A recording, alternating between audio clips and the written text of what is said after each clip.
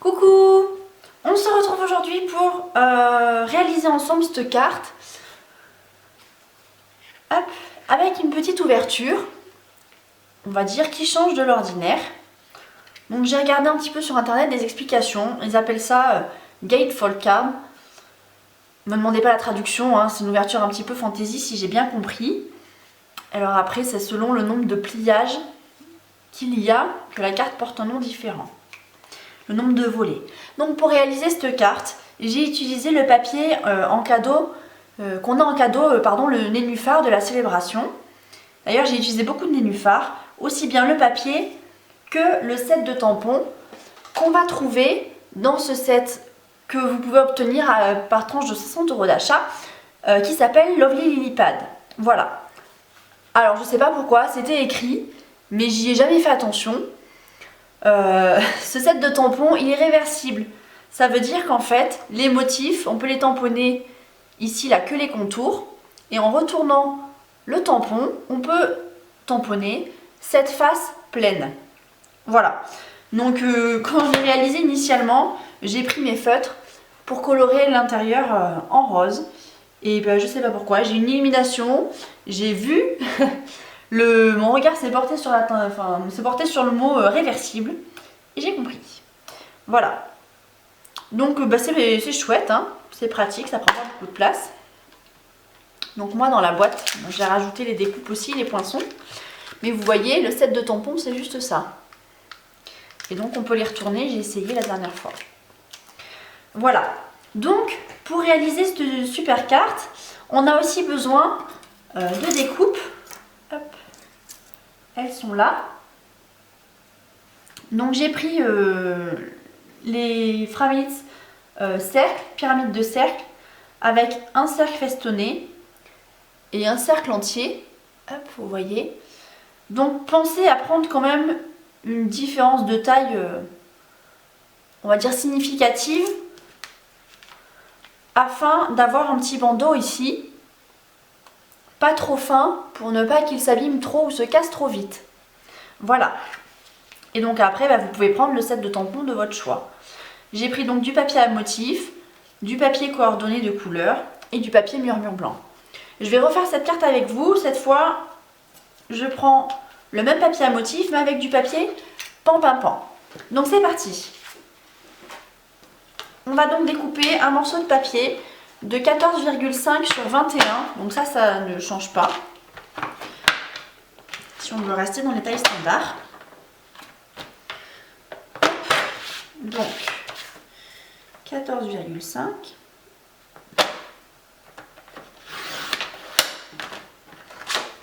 sur 21 et on va venir plier dans l'autre sens à 5,25.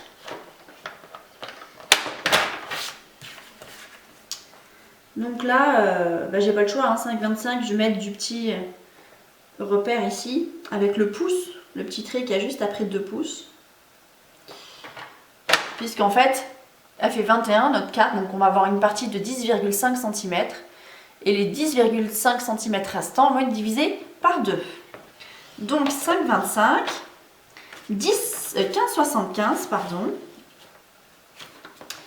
Hop, donc là je vais avoir besoin de tirer la partie 15,75, 4, 5, 6, 7, voilà, et voilà. Donc vous pouvez marquer les plis et vous voyez nos deux bords donc on marque bien les plis et on va avoir maintenant besoin pour mettre au-dessus de morceaux de papier murmure blanc. Donc on va en prendre 2 qui font 4,8 cm sur 14, donc un poil plus petit pour pouvoir rentrer là-dedans correctement. Donc je les ai déjà découpés, et il va me rester les 2 morceaux de papier à motif que je vais mettre ici.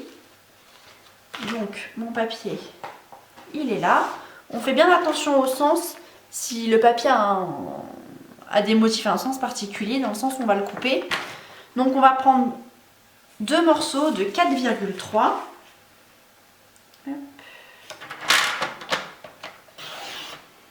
Voilà un. Donc voilà 2. 4,3 sur 13,5.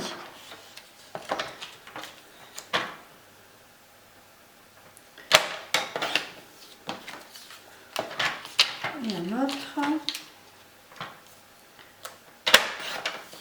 Voilà.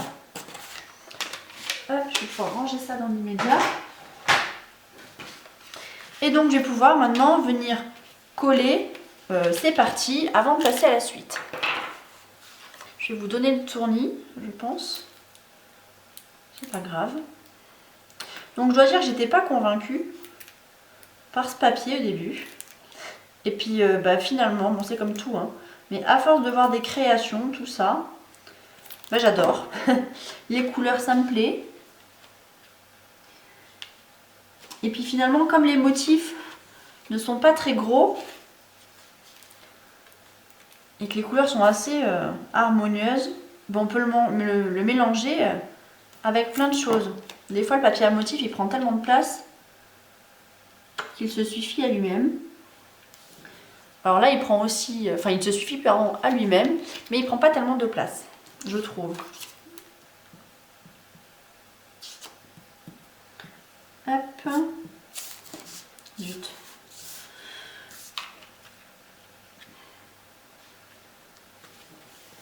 Donc pour le coup, je trouve qu'en plus, bon, ça fait pas mal à acheter. Je pense que le papier, il y a moyen de le partager avec une copine, hein, si on passe commande avec une amie. Mais je trouve que c'est vachement bien d'avoir fait tous ces lots coordonnés, papier, set de tampons et les découpes en ce qui concerne ce lot avec les nénuphars. Voilà, donc j'ai quasiment fini la plus grande partie, on va dire. Je vais pouvoir décorer aussi ici l'intérieur. Alors décorer pas tellement, mais du moins mettre un papier blanc parce que je trouve que pour écrire un mot, voilà, c'est toujours plus sympa. D'autant plus que là j'ai pris une base de carte foncée. Et si on écrit à l'intérieur, je suis pas certaine qu'on y voit grand chose. Ou encore, moi à la limite, oui, je vais peut-être y voir, mais pas tout le monde.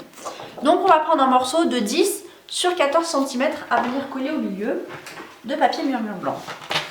Hop, 10 sur 14.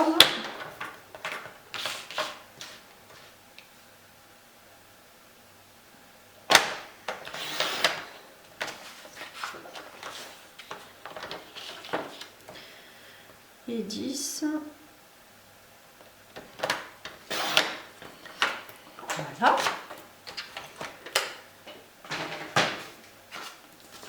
Donc soit vous pouvez tamponner, ce qui est bien, c'est de faire un rappel du motif ici en bas. Je le ferai après, une fois que j'aurai collé mon papier. Alors c'est vrai que je dis toujours qu'il faut faire l'inverse. Et vous connaissez bien l'expression, faites ce que je dis, pas ce que je fais. Je suis sûre de moi là, de mon coup. Je suis sûre de ne pas me tromper tout à l'heure. Donc, une fois de plus, je ne vais pas suivre les précieux conseils que je donne. Non, parce que si on colle et qu'après on se loupe, c'est trop tard. Je pourrais m'en prendre qu'à moi, ça devrait le faire. Donc ici, pour le devant, je vais venir découper, pareil, hein, dans du pan-pan-pan, un morceau, ici mon cercle. Donc je vais découper en deux temps, d'abord l'extérieur ou l'intérieur, peu importe, et l'autre ensuite, pour pouvoir avoir ici uniquement ce petit liseré. Donc j'ai dû récupérer normalement une chute, elle est là, de papier pan-pan. J'ai préparé ma Big Shot.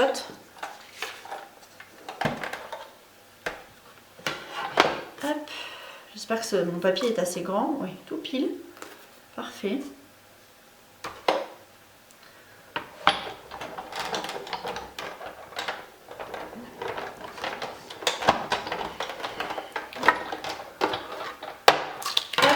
Et une partie. Et donc pour la deuxième, soit vous visez bien, sinon je vous conseille de maintenir la découpe ici avec du ruban adhésif. Hop, mais là ça pose pas de problème particulier, ça tient bien. Donc ça va le faire comme ça. Hop, voilà, vous voyez. Je range ma Big Shot, mais non. Donc ça va être ma première partie.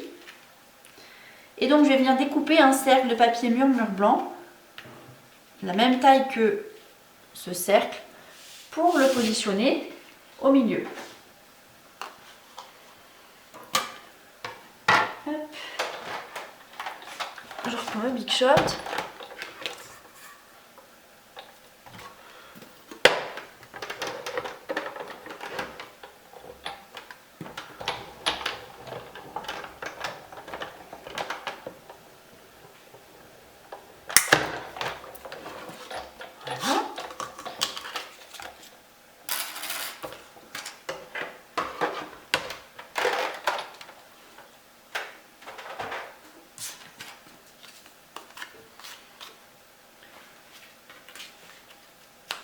Et donc vous voyez, ça va s'assembler comme ça.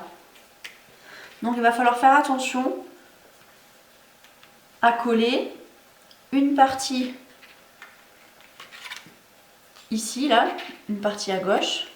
Et le blanc, ça va être l'inverse. On va coller l'autre partie pour que ça puisse s'emboîter. Donc je le collerai après. Ici, hein, je vais quand même faire un petit tampon ou quelque chose.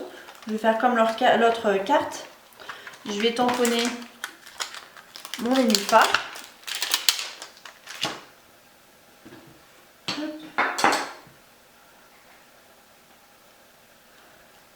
je vais vous montrer. Tiens, je vais le tamponner en quoi? En rose. Je vais prendre 2 roses de couleurs différentes. Donc je vais faire les bords en fleurs de cerisier. On va tester ensemble les tampons réversibles. Donc, hop, ce côté fleur de cerisier, voilà. Je vais nettoyer mon tampon et l'autre face, je vais l'utiliser, je vais le retourner pour tamponner un peu plus clair en pétale rose. Voilà. Donc forcément, nos motifs, ils sont un peu inversés, hein. Le petit pétale qui vole ici, on va dire en l'air, il sera de l'autre côté. Mince. Truc rebelle. Voilà.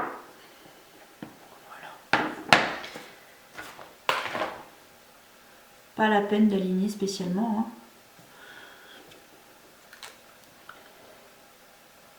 hein. Ça donne toujours des jolis effets. Hop.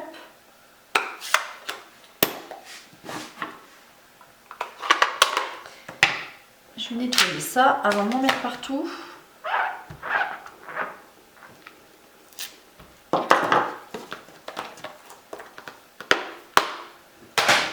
Le ranger avant de le perdre. Ah ben, j'ai déjà perdu les tampons. Ils sont où ces tampons? C'est pas grave, hop, je les mets dans la boîte. Je les prendrai après. Ah non, ils sont là, bête.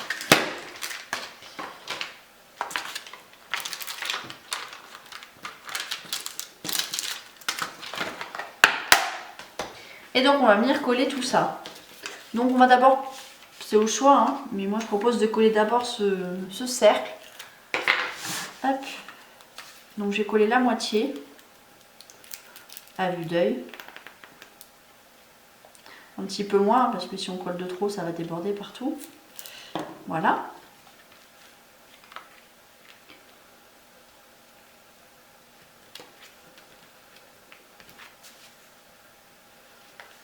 Je pense que je suis pas trop mal.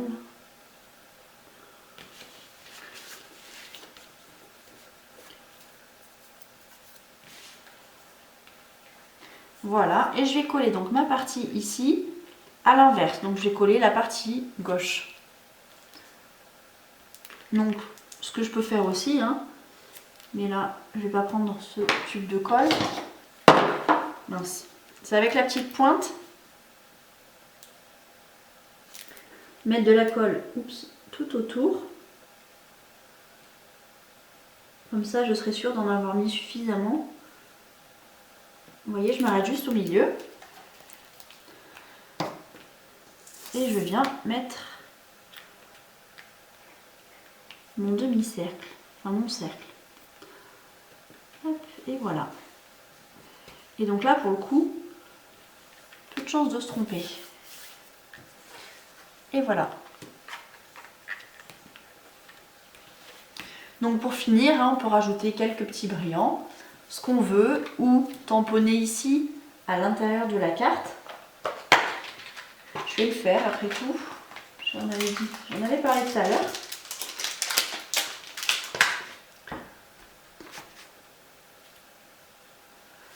Donc je vais tamponner en la même couleur.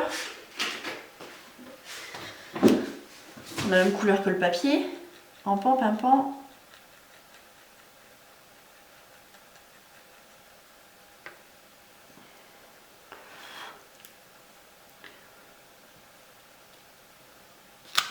Et voilà. Et là, je trouve quand même que c'est le détail supplémentaire qui tue. Le détail convaincant. Donc si jamais la carte elle a du mal à se maintenir, pas hésiter avec un plioir à bien plier les bords pour les aplatir. Évitez de faire ça avec vos doigts, surtout si vous venez de coller, sinon vous allez tout dégueulasser. Et voilà. Après, libre à vous de rajouter ici un petit sentiment, le mot que vous voulez. Et puis le tour est joué. Voilà, donc j'espère que cette technique vous a plu et que vous la reproduirez et vous amusez. Voilà, à bientôt!